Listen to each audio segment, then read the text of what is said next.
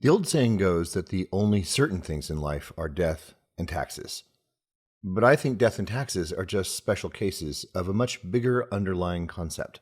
In fact, when people complain about death, taxes, or pretty much anything else, they're missing the point of what life is trying to tell them. The fact is that life comes with limits. You have limits, I have limits, Elon Musk has limits. Everyone has different limits, but they're always there.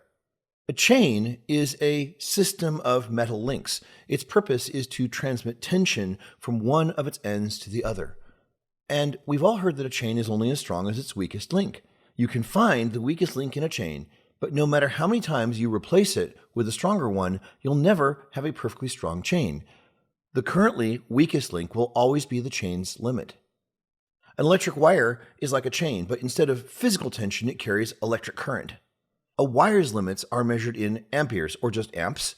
As you up the amps flowing through a wire, it heats up, and if you exceed its rating, it's likely to break the circuit by melting, and it's likely to start a fire. This is why buildings have circuit breakers, so if something causes a short circuit, the breaker trips. One more example of physical limits. How fast you can pour liquid out of a bottle depends on its shape. A bottle with a narrow neck limits how fast you can pour the liquid, and this is a good thing if you don't want to just dump wine all over your customers. But even if you used a jar with no narrow neck, you'd find that the fluid still doesn't pour instantly. The limit is now the properties of the fluid itself and the force of gravity. So, limits are just a fact of life. They apply to all natural systems, and they apply to human beings and the systems we create. In the human realm, some limitations are in fact unfair. Stories of the tragic histories we've inherited, including abundant examples of man's inhumanity to man, teach us that not only is life on its own unfair, but sometimes we're living our lives weighed down by unfairness that we somehow inherited. That's where the dominant social narrative currently stops. Life is unfair, you're a victim, and you need to give other people what power you do have so they can correct all the unfairness in the past. I'll say it straight up. That's terrible thinking. Why? Because being stuck in a victimhood narrative blinds you to the possibilities your life holds right now. Whatever bad hand you think life has dealt you, I guarantee there are examples out there of people who have been dealt worse hands and succeeded in every way that matters to them. If you listen to the stories of successful people, you'll find they all have one thing in common. They don't complain about having been dealt a bad hand. The wrong way to think about limits is that you're somehow victimized by them, and that your limits, whether they are physical, social, or economic, are somehow what will define you and prevent you from succeeding. Now, I hear some of you out there grumbling, but some things in life are just raw. A child gets brain cancer, or a people are victims of genocide. Are you saying that they all can just change their perspective and transcend their limits? Of course not. They may or may not be able to control their mindset in such terrible situations because, as I've said in a previous video, ultimately, your immediate actions and attitudes are all you really control. But these are tragedies, and I'm not trying to give you a cure for tragedy here. In fact, these sorts of objections are often called lifeboat scenarios because they deliberately construct dilemmas where there are no right or best answers.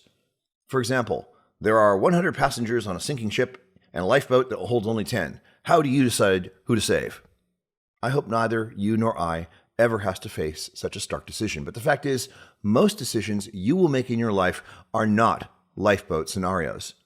You get up, dress, eat, go to school or work, come home, and one way or another, your next 24 hours gets used up.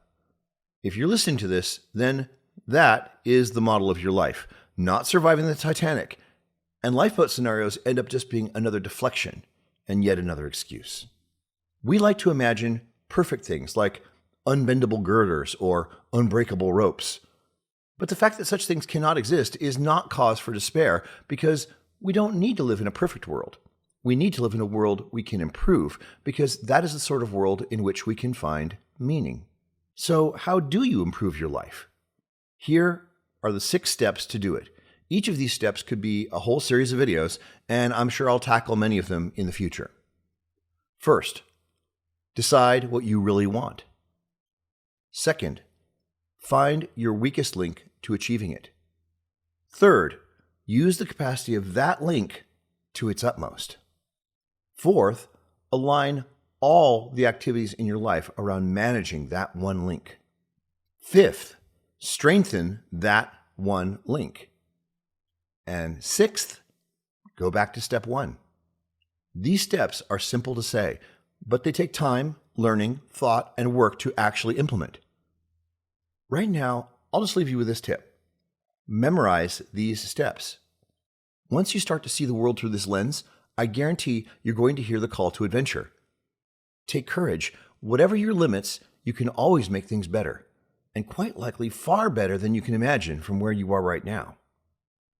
What do you think? Let me know in the comments, and if you're serious about thinking better and helping others as well, check out my unique software for problem solving and creating real improvement at flyinglogic.com. See you tomorrow.